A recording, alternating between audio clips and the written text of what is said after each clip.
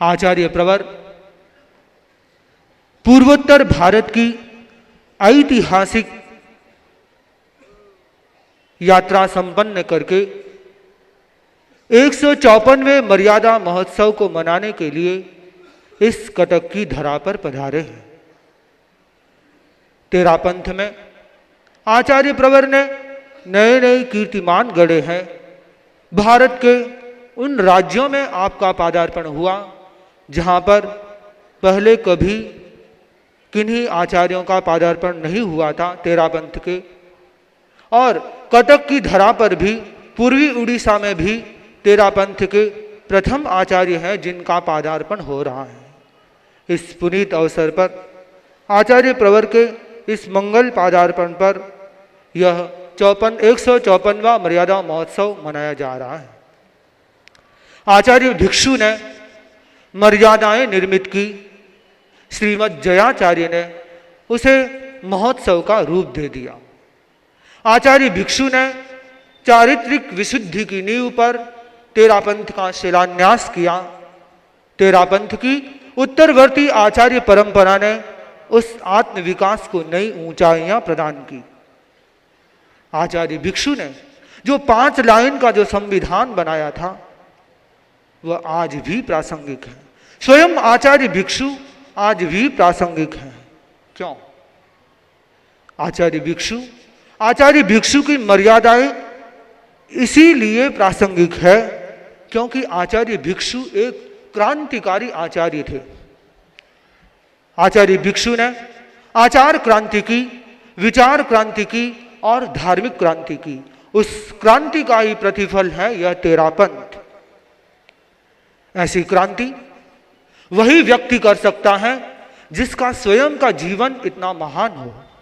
आचार्य भिक्षु का जीवन भी इतना उन्नत था, इतना विशाल था, इतना महान था कि उन्होंने इतनी महत्वपूर्ण मर्यादाएं निर्मित की, इतना महत्वपूर्ण संविधान रचा। आचार्य तुलसी ने गीत में लिखा है, तन ने साध्यो मन ने साध्यो और साध्य ने साध्यो, तन ने साध्यो मन ने साध्यो और साध्य ने, तपते सूरज रो आतप लेता भो हीरो लाध्यो, तपते सूरज रो आतप लेता भो हीरो, सरिता चर सुखरी सेज जी प्रकट्यो अंतर रो तेज जी, गणरी जड़ में खून पसीने, गणरी जड़ में खून पसीने, रीहा खरी कमाई हो स्वामी जी थारी साधनारी, मैं रूसी ऊंचाई हो स्वामी जी थारी साधनारी, मैं रूसी। आचार्य भिक्षु का मन सधा हुआ था, वचन सधा हुआ था, तन सदा हुआ था, इसीलिए आचार्य भिक्षु ने इतनी बड़ी क्रांति की और इस तेरापंथ का उदय हुआ। आचार्य भिक्षु का मन सधा हुआ था। आचार्य भिक्षु एक नवीन चिंतन रखने वाले थे। आचार्य भिक्षु की सोच नूतन थी, नवीन थी। आचार्य भिक्षु आउट ऑफ द बॉक्स सोचने वाले थे, लीक से हटकर सोचने वाले थे। उस समय जैन धर्म में, जैन परंपरा में ऐसी कोई प्रथा नहीं थी कि अपने अपने, ऐसी प्रथा थी कि सब अपने जो भी दीक्षा दे वे उसके शिष्य शिष्याएं होते, अपने अपने शिष्य रखने की परंपरा थी।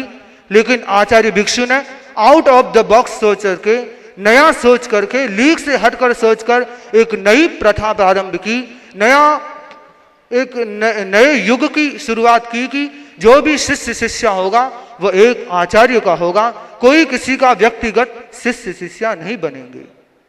क्योंकि उस समय की तो ऐसी परंपरा थी, कान्या मान्या कुर तू चेलो मैं गुर, जो जिसको दीक्षा दे वही शिष्य बन जाता।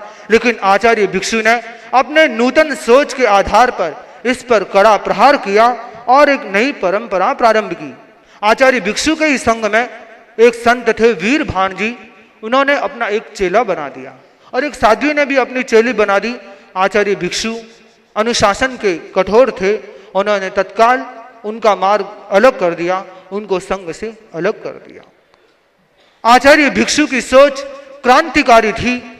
आचार्य भिक्षु ने विरोधी परिस्थितियों में, भयंकर परिसरों की स्थिति में भी एक क्रांतिकारी सोच का प्रादुर्भाव किया। दान दया की आचार्य भिक्षु की एक नवीन सोच थी, क्रांतिकारी सोच थी। आचार्य भिक्षु ने कहा कि जीव जीवे तो दया नहीं, मरे तो हिंसा मत जान, मारण वाला ने हिंसा कही, नहीं मारे थे दया गुण ठान। ऐसी अद्भुत अद्भुत सोच वाले आचार्य भिक्षु, जो कोई केवल ज्ञानी नहीं थे, त्रिकालदर्शी नहीं थे, फिर भी बहुत ही दूरदृष्टा आचार्य थे। उत्तराधिकार को लेकर के कितनी कितनी जंग छिड़ जाती है, कितना कठिन जटिल हो जाता है उस परंपरा में। आचार्य भिक्षु ने एक नूतन सोच देकर के कि उत्तराधिकारी का चयन का अधिकार सिर्फ एकमात्र आचार्य का रहेगा, आचार्य जिसे अपना उत्तराधिकारी चुनेंगे वही सर्वमान्य होगा। ये एक नेतृत्व की परंपरा, जहां पर एक ही गुरु की आज्ञा सर्वमान्य है, चाहे छोटा से छोटा साधु हो, चाहे छोटी से छोटी साध्वी हो, चाहे बड़ा से बड़ा मुनि हो, बड़ी से बड़ी साध्वी हो, सबके लिए उस आज्ञा को मानना अनिवार्य है। हमारे धर्म संघ में बहुत छोटे छोटे साधु जो गुरुकुलवास में भी हैं और कई छोटे छोटे संत बाहर बहिर्विहार में भी हैं। वे बहिर्विहार में हैं तो गुरु के इंगित से हैं। छोटे छोटे संत प्रियांशु मुनि, जयेश मुनि, सिद्ध मुनि, सुपार्श मुनि, रम्य मुनि, ज्योतिर्मय मुनि, कितने मुनि हैं जो गुरु की आज्ञा में, गुरुकुलवास में नहीं है लेकिन गुरु के दिल में है। गुरुकुल से बड़ी बात है गुरु के दिल में रहना, वे गुरु की आज्ञा के अनुसार चलते हैं। तो ये तेरा पंथ की अद्भुत परंपरा है। आचार्य भिक्षु की एक दूरदर्शी सोच है कि तेरा पंथ में एक ही आचार्य का नेतृत्व रहेगा, जिसके अनुशासन में हमारा धर्म संघ चलेगा। इससे पता चलता है कि आचार्य भिक्षु का मन सधा हुआ था। आचार्य भिक्षु का कभी मानसिक संतुलन नहीं बिगड़ा, वे हर परिस्थिति में समान रहे, चाहे किसी ने उनके छाती पर मुक्का भी क्यों नहीं मार दिया, लेकिन उनके संभाव को कोई भी खंडित नहीं कर सका। ऐसे आचार्य भिक्षु जिनका मन सधा हुआ था। आचार्य भिक्षु का वचन सधा हुआ था, उनको कोई कितना भी कुछ बोल दे वे कभी क्रोधित नहीं होते। एक घटना प्रसंग, खंती विजय जी ने चर्चा के दौरान आचार्य भिक्षु को कह दिया गुस्से में आकर के कि साले का सिर काट दूंगा। आचार्य भिक्षु ने उस समय गुस्सा नहीं किया। आचार्य भिक्षु ने कहा, खंती विजय जी आपने कहा कि साले का सिर काट दूंगा, मेरी तो संसार में सारी महिलाएं बहनें हैं, इस हिसाब से हो सकता है कोई महिला से आपने शादी की हो और मैं साला हूं, लेकिन यदि आपने शादी नहीं की है तो बोलो तस्मिच्छामि दुक्कड़म। यदि आपने जब दीक्षा ली थी उस समय 5 महाव्रत धारे थे, उस समय यदि आपने ये आगार रखा था कि मैं अगर भीखण को मारने की छूट है उसके सिवाय अहिंसा महाव्रत धारण करता हूं तब तो ठीक है, नहीं तो बोलो तस्मिच्छामि दुक्कड़म। ऐसे गंभीर मधुर प्रतिकार के द्वारा आचार्य भिक्षु सामने वाले को चुप कर लेते थे। खंती विजय जी और उग्र हो गए, किंतु श्रावक लोग उनको पकड़कर ले गए। आचार्य भिक्षु को किसी ने मुंह देख के बोल दिया कि आपका मुंह देखने वाला नरक में जाता है, किंतु आचार्य भिक्षु ने उसका भी मधुर प्रतिकार के द्वारा मधुर उत्तर दे दिया। बूंदी की घटना है। बूंदी के सवाई रामजी ओस्तवाल आचार्य भिक्षु के पास ज्ञान चर्चा करने के लिए पहुंचे और ज्ञान चर्चा में इतने निमग्न हो गए कि आचार्य भिक्षु चर्चा पूरी करना चाह रहे थे, लेकिन वे चर्चा को चलाए ही जा रहे थे। आचार्य भिक्षु ने कहा, सवाई राम जी, गाय भैंस के सामने उतना ही चारा डालना चाहिए कि जिससे वो उगाड़ा न करे, बिखेरने नहीं लग जाए। खंती विजय जी थोड़े नाराज हो गए कि आचार्य भिक्षु ने मेरे को पशु बना दिया। वे बोले, भिक्षु जी, भिखन जी, आपने मेरे को तो डांडा बना दिया, पशु बना दिया। भिक्षु स्वामी बोले, अगर किसी उपमा से अगर तुम पशु हो तो मेरा ज्ञान भी चारा हो गया। ऐसा उत्तर सुनकर के वे बहुत ही नतमस्तक हो गए कि आचार्य भिक्षु ने कहा कि अगर किसी उपमा से अगर तुम गाय भैंस बन जाते हो तो मेरा ज्ञान भी चारा बन जाएगा। तो उस मधुर प्रतिकार से नतमस्तक होकर के उन्होंने तेरा पंथ की गुरु धारणा स्वीकार कर ली। वे तेरा पंथ के अनुयायी बन गए। आचार्य भिक्षु का वचन सधा हुआ था, इसीलिए उन्होंने लगभग 38,000 पद्य प्रमाण साहित्य की रचना कर ली। भिक्षु वाणी, जो भिक्षु ग्रंथ रत्नाकर के रूप में 2 भागों में हमारे सामने अभी हमारे यहाँ उपलब्ध है। भिक्षु स्वामी ने कैसी कैसी अद्भुत शिक्षाएं दी। उन्होंने कहा, कठिन वचन गुरु सीख दे, ते तो अमृत सु अधिकाया, भाग्य दिशा भारी हुए, जब सतगुरु सीख सवाया। बुद्धि बाही सराहिए, जो सेवे जिन धर्म, अवर बुद्धि किण कामरी, जो पड़िया बांधे करम। ऐसे ऐसे अद्भुत उनकी शिक्षाएं हमें उनके साहित्य में उपलब्ध होती है। इससे निष्कर्ष निकलता है कि आचार्य भिक्षु का वचन सधा हुआ था, आचार्य भिक्षु का तन भी सधा हुआ था। आचार्य भिक्षु ने जब मुनिश्री हेमराज जी स्वामी की दीक्षा हो गई थी, तब एक दिन बताया कि हेमराज जी, मैंने दीक्षा से पहले वैरागी अवस्था में कैर का ओसाना हुआ पानी, उसमें राख डाल करके एकदम कड़वा पिया था। वैसा अभी तक इतने संयम पर्याय में इतना कड़वा पानी पीने का प्रसंग नहीं आया। आचार्य भिक्षु ने वैराग्य अवस्था से ही अपने तन को साधना शुरू कर दिया था। आचार्य भिक्षु वो धम्मगिरी की पुण्य तलेटी में तपस्विनी, गरम गरम तपस्विनी नदी की तपती दोपहरी में, जहां लोग आजकल एसी में यात्रा करते हैं, कार में भी एसी रखते हैं, बाहर जाते हैं तो मुंह ढक कर के जाते हैं, वहां आचार्य भिक्षु खुले बदन आताप न लिया करते थे, अपने तन को साधा करते थे। आचार्य भिक्षु को कितने वर्षों तक पूरा आहार पानी नहीं मिला, फिर भी आचार्य भिक्षु की समता अडोल रही। एक बार किसी श्रावक ने आचार्य भिक्षु से पूछ लिया कि भिखन जी, आपको कभी गोचरी में घी भी मिलता है क्या?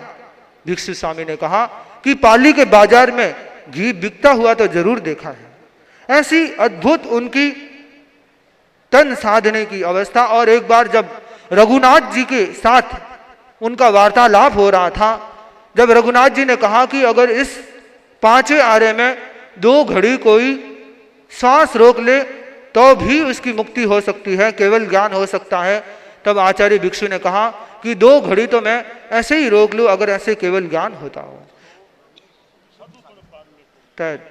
2 घड़ी अगर कोई शुद्ध साधुपन पाल ले तो उसका भी आत्मकल्याण हो सकता है। आचार्य भिक्षु ने कहा 2 घड़ी तो मैं सांस रोक कर भी रख सकता हूं। फिर इस प्रकार आचार्य भिक्षु की अद्भुत साधना थी, अद्भुत योग्यता थी, उनका तन सदा हुआ था। तेरा पंथ की उत्तरवर्ती आचार्य परंपरा में भी हम देखें तो हर आचार्य का मन, वचन और तन सदा हुआ था। जयाचार्य की दूरदर्शिता, मगुआ गणी का उदाहरण ले ले और भी आचार्यों का उदाहरण ले ले, और तो क्या, हम वर्तमान में आचार्य श्री महाश्रमण जी को भी देख सकते हैं, जिनका मन सदा हुआ है, वचन सदा हुआ है और तन सदा हुआ है।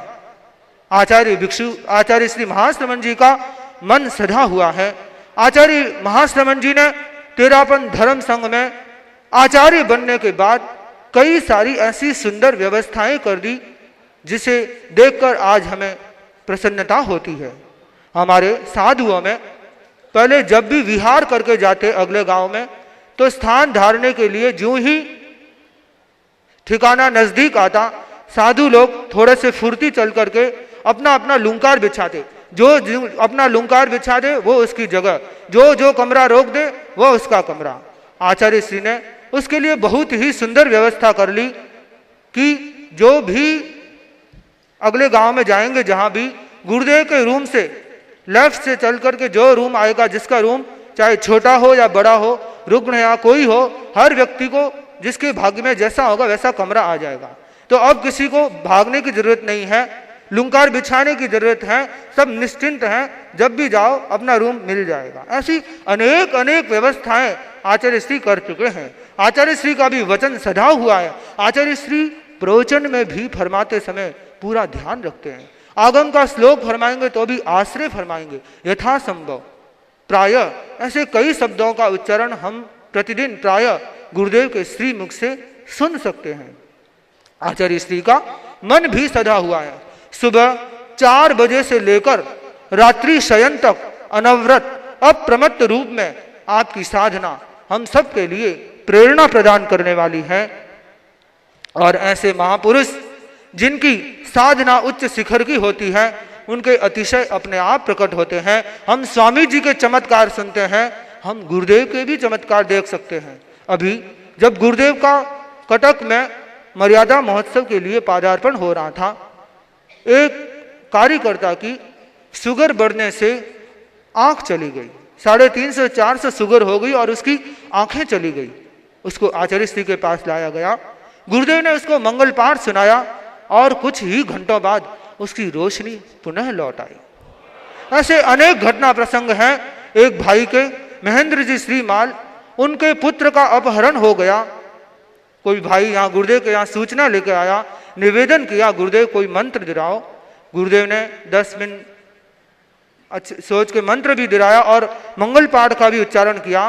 वापिस भाई ने जब वहां फोन से सूचना देने के लिए फोन किया तो वहां से सूचना आई कि पुत्र मिल गया है। ऐसे महान धर्माचार्य हमें संप्राप्त हैं।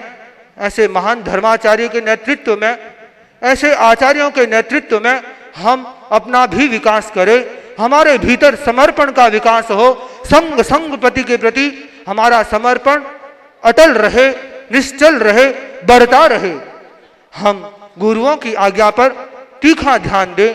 गुरुवर का जो निर्देश हो जाए उसके पालन में तत्पर रहे। हमारा विनय, हमारा समर्पण बढ़ता रहे।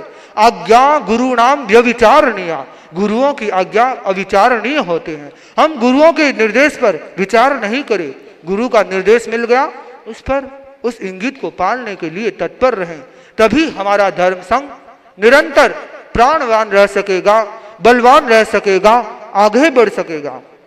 हम साधु साध्वियाएं नहीं, श्रावक श्राविकाएं भी सभी जो धर्म संघ की मर्यादाएं हैं, नियम हैं, उनके प्रति जागरूक रहें, क्योंकि इतने महान गुरु हमें मिले हैं। धुन के धुनी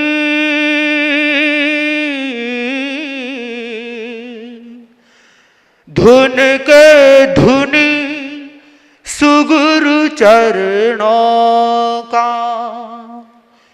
कुदरत लोहा माने। अनजाने पथ अनजाने नर, अनजाने पथ अनजाने नर, तेरे बने दीवाने। मानवता के त्राण हो, सतयुग की पहचान हो। सचमुच में भगवान हो। जय जय ज्योति चरण, जय जय महाश्रमण, गुरुवर की जय हो। सतयुग की पहचान हो। सचमुच में भगवान।